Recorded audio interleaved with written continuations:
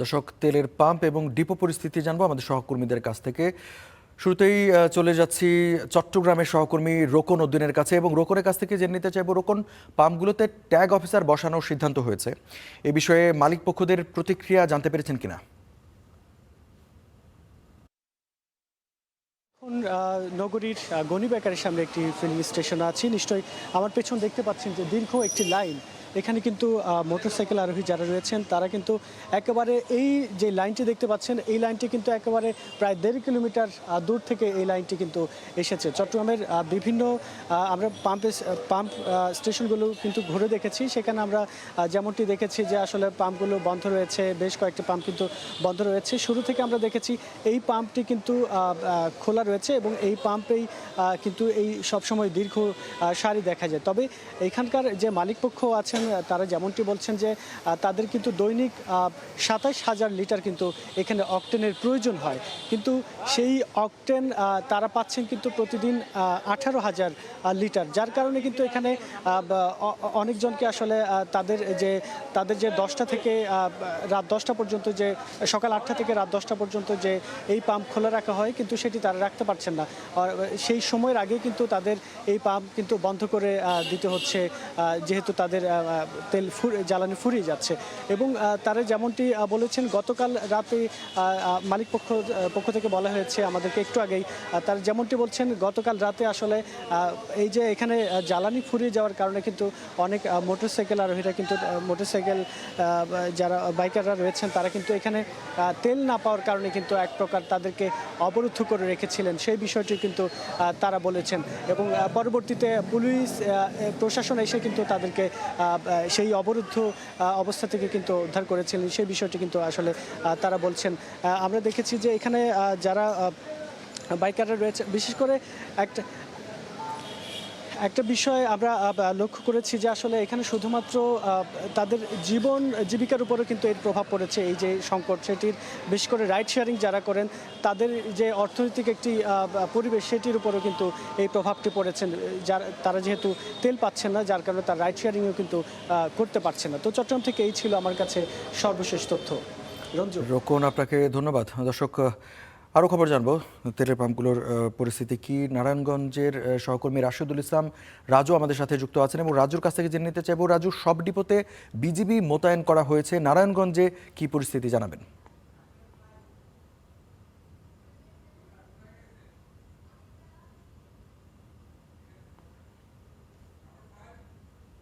হয়েছে প্রত্যেকটি ডিপোতেই সেনাবাহিনী মোতায়েন করা হয়েছে, পাশাপাশি পুলিশও মোতায়েন করেছে। এবং এখন ডিপোগুলোর অবস্থা বলতে হয় তাহলে পরিস্থিতি বেশ পরিসরে মূলত তারা তেল পাচ্ছেন, যেখানে মূলত তেলের চাহিদা 13 থেকে 14 হাজার লিটার, তারা সেখানে 8 থেকে 10 হাজার লিটার তারা তেল পাচ্ছেন। তবে বেশ কয়েকদিন ধরে এই সমস্যা আসলে তাদের চলছে, তবে তেল তারা পাচ্ছেন এমনটাই জানিয়েছে। এদিকে আপনারা নারায়ণগঞ্জে যেসব ফিলিং স্টেশন গুলো রয়েছে ওই স্টেশন গুলোতে আমরা খোঁজ নিয়েছি, অধিকাংশ স্টেশনে আসলে বিশেষ করে অক্টেনের আসলে সংকট রয়েছে। এর ফলে যারা মোটরসাইকেল চালক রয়েছেন তাদের আসলে অনেকটা দুর্ভোগের মধ্যে পড়তেছে। তারা একের পর এক স্টেশনে গিয়েও তারা আসলে তেল পাচ্ছে না। বিশেষ করে যারা শেয়ার রাইডিং যারা করে তাদের জীবিকার উপরে একটি বড় একটা প্রভাব পড়েছে। এদিকে পাম্প মালিকরা আমাদের যেমনটা জানিয়েছেন যে ডিপো থেকে যদি তারা পর্যাপ্ত পরিমাণে তেল পান তাহলে গ্রাহকদের আসলে চাহিদা মেটাতে তাদের সমস্যা হবে না। তবে বিষয়টা হচ্ছে আসলে বেশ কিছুদিন ধরেই আসলে তেল নেই বা তেল সংকট থেকে আতঙ্কিত থেকে গ্রাহকরা অতিরিক্ত চাহিদা আসলে দেখাচ্ছে, যেখানে তাদের দৈনিক 8 থেকে 10 হাজার লিটার তেল বিক্রি হয়, ওইখানে তাদের আসলে বিক্রি কয়েক গুণ বেড়ে গেছে। এর ফলে আসলে ডিপো থেকে তারা যে পরিমাণ তেল পায় আসলে ওটি দিয়ে আসলে তা আসলে করা সম্ভব হচ্ছে না চাহিদা। পাশাপাশি আমরা মেঘনা যে ডিপো সহকারী ব্যবস্থাপক মাহবুবুর রহমান রয়েছে তার সঙ্গে কথা হয়েছে, তিনি আমাদের জানিয়েছেন যে তাদের কাছে পর্যাপ্ত আসলে তেলের মজুত রয়েছে। পাশাপাশি তারা একটি তালিকা প্রকাশ করেছেন যে আজ তারা সকাল 9টা থেকে বিকাল 5টা পর্যন্ত 104টি পাম্পে তারা তেল সরবরাহ করছেন। এর তালিকাতে আমরা লক্ষ্য করেছি যে অধিকাংশ পাম্পগুলিতে তারা ডিজেল আসলে তারা সরবরাহ করতে পারলেও আসলে অক্টেন সরবরাহ করতে তাদের কিছুটা আসলে হিমশিম খেতে হচ্ছে, এবং এই সংকটটা আসলে এই যুদ্ধ পরিস্থিতির কারণেই আসলে বেড়েছে এমনটা তারা জানিয়েছেন। এবং পরিস্থিতি স্বাভাবিক হলে আসলে তাদের তেলের চাহিদা বাড়বে, তখন তাদের পাম্প স্টেশন মালিক রয়েছে তাদের দিতেও আসলে তাদের কোনো সমস্যা পড়তে হবে না। এদিকে একই বিষয়টি আসলে পাম্প যারা কর্তৃপক্ষ আছে তারাও একই বিষয়ে আমাদের জানিয়েছেন। এদিকে আমরা এই বিষয়ে একাধিক যারা গ্রাহক রয়েছে তাদের সঙ্গে কথা হয়েছে, তারা আমাদের যেমনটা জানিয়েছেন যে ঢাকা চট্টগ্রাম মহাসড়ক বিশেষ করে যেসব ফিলিং স্টেশন গুলোতে এই ক্ষেত্রে তারা একেবারেই তেল পাচ্ছেন না, বিশেষ করে হাতে গোনা কয়েকটিতে তারা পাচ্ছেন। তবে অনেক সময় দেখা যাচ্ছে 2 লিটার 3 লিটার তেলের জন্য তাদের 10 থেকে 20 কিলোমিটার তাদের সড়ক পাড়ি দিতে হচ্ছে। তারপর আসলে তেল পাওয়া নিয়ে তাদের যে আসলে একটা আতঙ্ক তৈরি হচ্ছে, আতঙ্ক আসলে কবে কাটবে তারা তা জানেন না। তবে একাধিক গ্রাহক তারা ক্ষোভ জানিয়েছেন এই বিষয়ে। তারা আমাদের রাজু, যেমনটা আপনাকে ধন্যবাদ। আমি বুঝতে পেরেছি এবং আপনার মাধ্যমে অনেক তথ্য জানা গেল যে ডিপো পরিস্থিতির নিয়ন্ত্রণে আর কি নিরাপত্তায় যে আইন শৃঙ্খলা রক্ষাকারী বাহিনীর মানে নজরদারি বেড়েছে সেই খবর জানলাম আপনার কাছ থেকে। এবারে চলে যেতে চাই সিলেটের সহকর্মী ইয়াহিয়া মারুফ আমাদের সাথে যুক্ত আছেন এবং মারুফের কাছ থেকে জেনে নেব সিলেটের ডিপো পরিস্থিতি কি এবং বিজিবি টহল শুরু করেছে কিনা বিস্তারিত জানাবেন।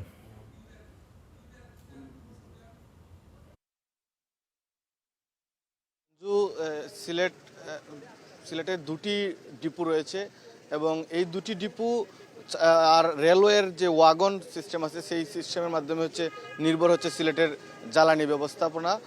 এই দুটি ডিপো আর এই রেলওয়ের ওয়াগনের মাধ্যমেই মূলত সিলেটের যে জ্বালানি চাহিদা রয়েছে সেটি পূরণ করা হয়। এখানকার যে দুটি ডিপো আছে সেই দুটিতেই অতিরিক্ত মজুদ যেন কেউ করতে না পারে এবং পাশাপাশি বিপণন শৃঙ্খলার জন্য বিজিবি মোতায়েন করা হয়েছে, পাশাপাশি পুলিশও রয়েছে। পুলিশ বিজিবির পাশাপাশি গোয়েন্দা নজরদারিও বাড়ানো হয়েছে যেন কোনো ধরনের অতিরিক্ত মজুদ কেউ করতে না পারে এবং বিশৃঙ্খলার সৃষ্টি না হয়। জাতীয় গুরুত্বপূর্ণ জ্বালানি তেলের নিরাপত্তা নিশ্চিতের লক্ষ্যেই এই নিরাপত্তা জোরদার করা হয়েছে। এর অংশ হিসেবে গত 25 মার্চ থেকে কিন্তু শহরের এই গুরুত্বপূর্ণ দুটি ডিপোতে বিজিবি মোতায়েন করা হয়েছে। 19 বিজিবির পক্ষ থেকে 1 প্লাটুন যমুনা ওয়েল ডিপোতে এবং পদ্মা ওয়েল ডিপোতে 48 বিজিবির থেকে 1 প্লাটুন বিজিবি মোতায়েন করা হয়েছে। বিজিবির পক্ষ থেকে আমাদেরকে জানানো হয়েছে যে মোতায়েনকৃত সদস্যরা ডিপুর অভ্যন্তরে এবং আশপাশ এলাকায় 24 ঘন্টা টহল দিচ্ছেন এবং পাশাপাশি ডিপো থেকে তেল সরবরাহ এবং ট্যাঙ্কার চলাচল এবং প্রবেশ বহির্গমন কার্যক্রমও নিবিড়ভাবে তারা পর্যবেক্ষণ করছেন। তারা জানিয়েছেন যে বর্তমান প্রেক্ষাপটে যাতে চাহিদার অতিরিক্ত তেল সরবরাহ না হয়, অবৈধ মজুদ গড়ে না উঠে এবং কোনো ধরনের কৃত্রিম সংকট তৈরি করা না হয় সেজন্যই তাদের এই নজরদারি বাড়ানো হয়েছে। এছাড়াও সিলেট কিন্তু সীমান্তবর্তী এলাকা হওয়ায় সীমান্ত দিয়ে তেল পাচারের যে একটি সংখ্যা রয়েছে সেই সংখ্যার থেকেই গোয়েন্দা নজরদারিও বিজিবির পক্ষ থেকে বাড়ানো হয়েছে। এছাড়াও এই অঞ্চলের প্রতিটি সীমান্তে সিলেট অঞ্চলের বিজিবির পক্ষ থেকে অতিরিক্ত নজরদারি বাড়ানো হয়েছে এবং আইন শৃঙ্খলা বাহিনীর অন্যান্য সদস্যরাও পুলিশ, র্যাব সবাই কিন্তু এই জ্বালানি নিরাপত্তার জন্য, জ্বালানির শৃঙ্খলা যেন সব মানুষ জ্বালানির যে সরবরাহটা স্বাভাবিক থাকে সেই জন্য অতিরিক্ত নজরদারি বাড়াচ্ছেন এবং অতিরিক্ত কাজ চালিয়ে যাচ্ছেন।